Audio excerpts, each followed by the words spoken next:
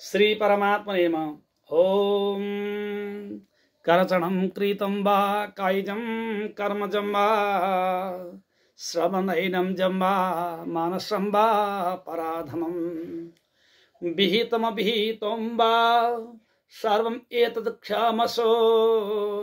जय जय करुणाब्धे श्री महादेव शंभो।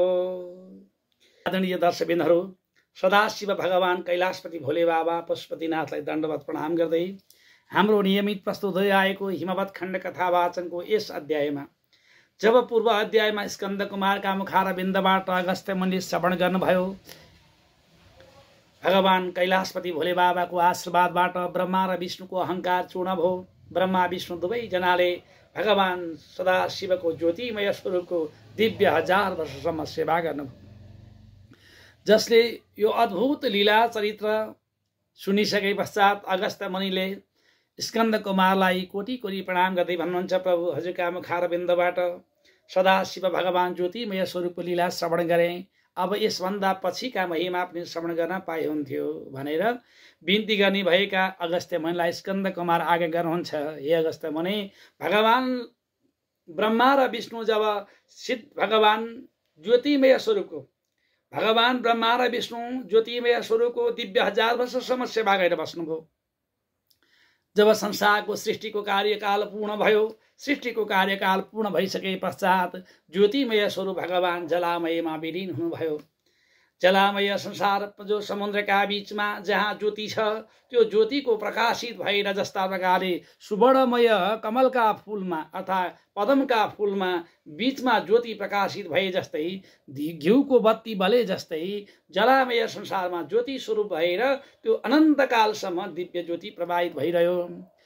जब संसार सृष्टि गर्ने बेला भयो, भगवान ब्रह्माजीले सृष्टिको आरम्भमा सारा पृथ्वी ब्रह्माण्ड उत्पत्ति गर्नुभयो, अर्थात् 7 द्वीप 7 समुद्र निर्माण गर्नुभयो। 7 द्वीप 7 समुद्र निर्माण भइसके पश्चात हिमवत खण्डको दक्षिणपट्टि क्षेत्र जो छ अहिले भएको नेपाल राष्ट्र, यसै नेपाल राष्ट्रका बीच भागमा चारपट्टि विशाल विशाल पर्वतहरू अंकित थिए।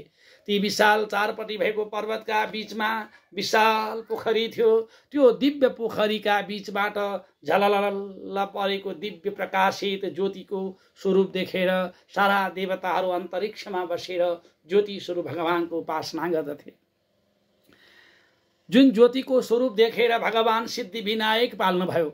सिद्धि विनायक भगवान त्यसै जलामय संसारमा जलमग्न भएको पोखरीमा, जलयुक्त भएको पोखरीमा बसेर सिद्धि विनायक भगवानले आफ्ना विशाल सुँडद्वारा पानी तान्दै पिउँदै गरेर धेरै वर्ष लाएर जल सम्पन्न गर्नुभयो। अर्थात् पानी सबै सुक्यो।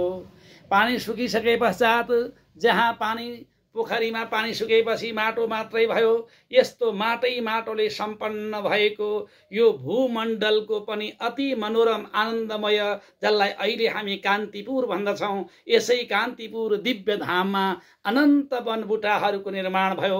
हजारौं चराचुरुङ्गीहरू भए, पशु पक्षी किरा फट्याङ्ग्राहरू अनि नरनारीहरूको उत्पत्ति हुँदै गयो। विशाल अति शोभनीय दिव्य धामका बीचमा तब एउटै मात्र ज्योति प्रकाशित भइरहेको थियो। त्यो ज्योतिलाई कसैले कुनै पनि मानवले दर्शन गर्न पाएका थिएनन्। तब एउटा कामधेनु गाईलाई थाहा थियो। कामधेनु गाई हरेक दिन आएर ज्योतिमा अर्थात् त्यसै दिव्य प्रकाशित भएको ज्योतिमय स्वरूपमा आउँदै गाईकोले दुध चढाउँदै जाँदै गए, दुध चढाउँदै चन्द्रागिरी पर्वतमा गएर बस्न लागिन्। एक दिन होइन, 2 दिन होइन, हरेक दिन गौमाता आउनुहुन्थ्यो। तब गौमाताले गएर ज्योतिलाई, जो दिव्य ज्योति स्वरूप ज्योति शिवलिङ्गलाई दुध चढाएर चन्द्रागिरी पर्वतमा गएर बस्नुहुन्थ्यो। एक दिन एउटा म्लेच्छले थाहा पाएछ। तर त्यो म्लेच्छले के रहेछ, यो गाई किन आएर हरेक दिन गाई दुध चढाउँछिन् भनेर निगरानी गर्दै आउँदा जब जो पृथ्वीका बीचमा अर्थात् यो कान्तिपुर नगरीको दिव्य धाम बीचमा एउटा मनोरम आनन्दमय ज्योतिलाई देखेछन्। त्यो ज्योतिलाई बाहिर निकाल्नु पर्यो भनेर सारा म्लेच्छ जातिहरू भएर त्यसलाई खनेर निकाल्न लागेका थिए, जसका प्रकाशलाई सहन नसकेर हजारौं म्लेच्छहरू कति प्राणान्त भए, कति त्यहाँबाट भागेर यत्र तत्र सर्वत्र गए। त्यो देखेर सारा देवताहरू आउनुभयो। ब्रह्म सबै देवताहरूले पूजा गर्न दर्शन गर्न लागेका थिए। संयोगवश त्यो ज्योतिमय स्वरूप प्रकाश भएको दिव्य ज्योति छ त्यो भूमण्डलभन्दा तल गयो। बाहिरपट्टि देखिन पाइएन। बाहिरपट्टि नदेखेपछि भगवान भोले बाबाको स्वरूपलाई पूजा गर्नका लागि भनेर नारायण भगवान आफैले पञ्चवक्र 5वटा मुख भएको दिव्य स्वरूप भगवान सदाशिव कैलाशपति भोले बाबाको मनोरम आनन्द लिङ्ग निर्माण गर्नुभयो। नारायण भगवानले ज्योति रूप स्वरूप शिलाको प्रतिमा बनाएर स्थापना गर्नुभयो। अर्थात् जसको ज्योति मुनिबाट छ, माथिबाट दिव्य शिवलिङ्ग स्थापना गर्नुभयो। पञ्चमुख भएका 5 मुख भएका यस्तो शिवलिङ्ग स्थापना गरेर सारा देवताहरूले सहित भएर पूजा गर्न लाग्नुभयो। सद्युजात, वामदेव, तत्पुरुष, अघोर मूर्ति, ईशान नामक 5वटा मुख भएका दिव्य ज्योति शिवलिङ्गलाई पूजा गर्न लाग्नुभयो। तल मुनिबाट ज्योति प्रकाशित भएको ज्योति छ, माथिबाट पूजा गर्नका लागि स्थापना भएको दिव्य सदाशिव भगवानको जो ज्योतिमय सदाशिव भगवानको जो शिलाबाट निर्माण भएको शिवलिङ्ग छ त्यो शिवलिङ्ग भगवान नारायण स्वयंले स्थापना गर्नुभएको हुनाले संसारमा सबैभन्दा प्राचीन पुरातन अद्भुत पुण्यदाता शिवलिङ्ग सदा भगवान शङ्कर भोले बाबा पशुपतिनाथका रूपले विराजित भइबक्सिया छ। भगवान पशुपतिनाथ यहाँ विराजमान भएपछि डोलागिरी पर्वतमा गएर भगवान नारायण परिबस्नुभयो। चाङ्गु नारायण भन्ने ठाउँमा यतापट्टि गएर सिद्धिविनायक भगवान ढोकाको सुरक्षा गर्नका लागि जलविनायक भएर विराजमान हुनुभयो। सम्पूर्ण देवी देवताहरू यो पर्वतका चारैपट्टि दिशामा आफ्ना आफ्ना थान जमाएर विराजित हुनुभयो भने दिव्य ज्योति स्वरूप भगवान शिव शङ्कर भोले बाबा बीचमा विराजमान हुनुभयो। यसरी भगवान भोले बाबा जहाँ बसेर सधैँभरि भगवान शिवजीको देवताहरू स्वयंले आएर उपासना गर्थे। यस्तो अद्भुत उपासना योग्य ब्रह्माण्डका मालिक भोले बाबाको स्वरूप ज्योति स्वरूपलाई सबैभन्दा पहिले पूजा गर्नुभयो नारायणले। अनि तत्पश्चात ब्रह्माजीले पूजा गर्नुभयो, इन्द्रादी देवताले पूजा गर्नुभयो र मानव जातिहरूमा सबैभन्दा पहिले पूजा गरेका थिए नन्दी नाम गरेका ब्राह्मणले। भन्नुभयो भगवानका परम प्रिय भक्त भएका अगस्त्य ऋषिलाई स्कन्द कुमारले नन्दी ब्राह्मणले पहिला पूजा गर्नुभयो भन्ने कथा सुनाएपछि अगस्त्य मुनिले प्रश्न गर्नुहुन्छ, प्रभु हजुरका मुखारविन्दबाट मैले नन्दीका विषयमा केही शङ्का लाग्ने कथा सुने। मकरन्द पुनः पातु कथा मधुरसं तुदम अहन्तु भ्रमरी भूतम तन्मुखात् भोजनीश्रितम् भगवान स्वतमीक्षामि भवता पार्वती सुत यदुत्तम भवता पूर्वम सर्वम सर्वकथोत्तमम्। अगस्त्य मुनि भन्नुहुन्छ, हे गुरुदेव हजुरका मुखारविन्दबाट निस्किएको कथारूपी अमृत मधुरस मकरन्द पान गर्न पाउँदा मेरो हृदय आनन्दले मग्न भएको छ। तर मेरो मन कस्तो भइरहेको छ भने जसरी फूलको वासनाले लोभिएका भमराहरू नजिक नजिक गएर आतुर भएर वासनामा आसक्ति हुन्छन् त्यसै गरी म पनि हजुरका अमृत रूपी कथा रसमा लोभिएर त्यही कथा पान गर्नका लागि अति आतुर भएको छु। त भगवान यदि कृपा हुन्छ भने कैलाशपति भोले बाबाका परम प्रिय भक्त भए नन्दीश्वर नका प्रिय भक्त बन्न पाए भन्ने कथा सुन्दा मलाई शङ्का लाग्यो। प्रभु कृपा हुन्छ भने आज्ञा गरिबक्सियोस् भनेर यस्ता प्रकारले अगस्त्य मुनिले प्रश्न गरेपछि स्कन्द कुमार भन्नुहुन्छ, सेनोवत्स महाभाग यथा तत्त्वं ब्रमीमिते यत्पृष्टुहं त्वया चाद्य गोप्य दिव्य कथा मुने। हे मुनिदेव म तपाईलाई गोप्य र दिव्य कथा सुनाउँछु जो अति महत्त्वपूर्ण छ। यस विषयमा एउटा अति महत्त्वपूर्ण कथा छ, सुन्नुहोस्। प्राचीन कालका बीचमा एकजना म्लेच्छ जाति अहिले भएको श्लेषान्तक वनमा बस्दथे। श्लेषान्तक वनमा बस्नेवाला ती व्यक्ति जो म्लेच्छ थिए तिनको नित्य नैमित्य कर्म तो शिकार कर्म गएर जीवन निर्वाह गर्दथे। उनको अरू केही पेसा थिएन। हरेक दिन हात हतियार बोकेर हिँड्थे र बाटोमा जङ्गलमा जहाँ जुनसुकै क्षेत्रमा पशु पक्षी जहाँ भेटिन्छ तिनलाई हत्या गरेर जीवन निर्वाह गर्दथे। संयोगवश एक दिन ती म्लेच्छ बिहान चाँडै उठेर शिकार खोज्न गए। उनलाई सन्चो थिएन, रोगी थिए, बिरान भएका थिए। शिकार खोज्दै जाँदा साह्रै गाह्रो भयो, शिकार केही पाएनन्।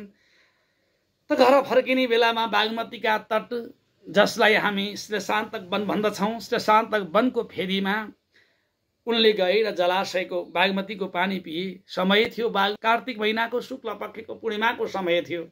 कार्तिक महिनाका शुक्ल पक्ष पूर्णिमाका दिन बिहान शेषान्तक वनको फेदी बागमतीको तट पशुपतिनाथको सान्निध्यमा ती म्लेच्छले पानी पिउँदा पिउँदै अकस्मात ती बिमारले कष्ट भएका कारण त्यही पानी अड्केर त्यसै नदीका किनारमा प्राणान्त भए। भगवानको कृपाले श्रेषान्तक वनमा कार्तिक शुक्ल पक्षको पूर्णिमाको दिन बिहान श्रेषान्तक वनको फेदीमा बागमतीका तटमा शरीर बिसाएका ती म्लेच्छलाई भगवान शिवका गणहरू आएर दिव्य लोक कैलाश पर्वतमा लए र धेरै वर्षसम्म कैलाश पर्वतमा तिनले आफ्ना सुख सुविधापूर्वक दिन व्यतीत गरे र केही कालपछि यस संसारमा पुनः जन्म लिएर आउँदा ती ब्राह्मणका कुलमा आएर नन्दी नामका ब्राह्मण भएर जन्मिए। ती नन्दी नामका ब्राह्मण पातो बाल्यकालदेखि नै भगवत भक्ति र वेद वेदान्तमा अति रुचि राख्थे। भगवानका भक्ति र वेद वेदान्तमा दिव्य ज्ञान भएका ब्राह्मणले धेरै वर्षसम्म भगवानका उपासना भक्ति कर्म गरे। भगवान कैलाशपति भोले बाबाका भक्तिमा चित्त लाएर सदा सर्वदा गंगाका तटमा बसेर उपासना गर्ने नन्दी नामेका ब्राह्मणलाई भगवान कैलाशपति भोले बाबाले दर्शन दिन आउनुभयो। भगवानका दर्शन पाउने बेलामा तिनले कस्तो दर्शन पाए। तीन आँखा भएका, हातमा त्रिशूल लिएका, तब कपूर जस्तै गोरा वर्ण भएका पार्वतीले सुसज्जित भगवान भोले बाबाको दर्शन पाएपछि हर्षको आँसु बगाउँदै भगवान शिवजीको स्तुति वन्दना गरे। भगवान शिवजी भन्नुहुन्छ, भक्तार्य दिव्य नेत्रम ते सर्वलोकैषु दुर्लभम दर्शनाय च माम नन्दिन तब भक्त्या ददाम्यहम् ब्रह्मणेशमत्वद्य ददामि ते तुदीप्सितम। बाबु ददामि ते तिमीलाई दिन्छु मनसितम, मनले चिताएको फल वरदान दिन्छु, भन के चाहिन्छ। हेर तिमी मलाई अति प्रेमपूर्वक भक्ति गरिरहेका छौ, तिमीलाई मैले तीन आँखाले दिव्य दृष्टिले हेरिरहेको छु, यसकारण तिमी मेरा अनन्य प्रिय भक्त छौ। यसकारणमा आज तिमीलाई दिव्य दृष्टि म तिमीलाई पनि दिन्छु, जसका दृष्टिका प्रभावले मेरो तीन आँखा भएको दिव्य स्वरूपलाई तिमीले सरल तरिकाबाट दर्शन गर्न पाउनेछौ। भगवान शिवजीले कृपा गर्दै दिव्य दृष्टि दिनुभयो। भगवान शिवजीले दिनुभएको दिव्य दृष्टिका प्रसादबाट नन्दी ब्राह्मणले भगवान शिवजीको मनोहर आनन्दमय स्वरूपको दर्शन गरे। भगवानको स्वरूपको दर्शन गरेपछि नन्दी भावपूर्वक भगवानलाई स्तुति गर्दै भन्नुहुन्छ, हे प्रभु, हजुरका हजार सूर्य भन्दा पनि तेजले सम्पन्न भएको दिव्य स्वरूपको मैले दर्शन गर्न पाएँ, जीवन धन्य धन्य भयो। प्रभु कृपा हुन्छ भने मलाई हजुरले सधैँभरि सान्निध्यमा राखी बक्सी कति आनन्द हुन्थ्यो। प्रभु हजुरबाट मैले टाढा कहिल्यै हुन नपर्दै हुन्थ्यो भनेर नन्दी ब्राह्मणले भगवानको स्तुति गर्नुभयो। भगवान नमो जयाय रुद्राय त्रिनेत्राय शिवाय च शङ्कराय महेशाय जगद्वक्त्राय चक्षुषे भवाय च भवेशाय भवगोत्राय सम्भवे भवौषधाय भव्याय भव्यदाय नमो नमः। हे भगवान, हजुरलाई मेरो कोटि कोटि नमन छ।